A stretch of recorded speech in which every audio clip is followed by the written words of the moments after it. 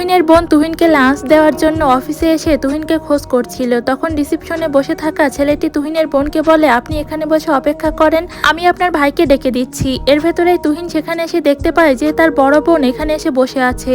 তুহিন তাড়াতাড়ি করে ইঞ্জিনিয়ারের পোশাকটি পরে নেই। ইঞ্জিনিয়ার ম্যাডাম এটা দেখে জিজ্ঞেস করে, কি ব্যাপার তুহিন, তুমি আমার পোশাক কেন পরছো? এক্ষুনি খুলে রাখো। তুহিন সেটা খুলতে খুলতে ম্যাডামকে বলে, ম্যাডাম আমাকে বাঁচান, আমার বোন অফিসে এসেছে আর আমার বোন জানে না যে আমি এই অফিসের পিয়নে চাকরি করি, কারণ আমি ইঞ্জিনিয়ারিং শেষ করেছি, তারপরই চাকরি খুঁজছিলাম। এর ভেতরেই আমার বোন অসুস্থ হয়ে পড়ে, তখন আমি বাধ্য হয়ে এখানে পিয়নের চাকরিটি করছি। তুহিনের মুখে কথা শুনে ইঞ্জিনিয়ার ম্যাডাম রিসিপশনে ফোন করে তুহিনের বোনকে তার রুমে পাঠাতে বলে। এটা দেখে তুহিন ইঞ্জিনিয়ার ম্যাডামকে রিকোয়েস্ট করে সে যেন তার বোনকে কিছু না বলে।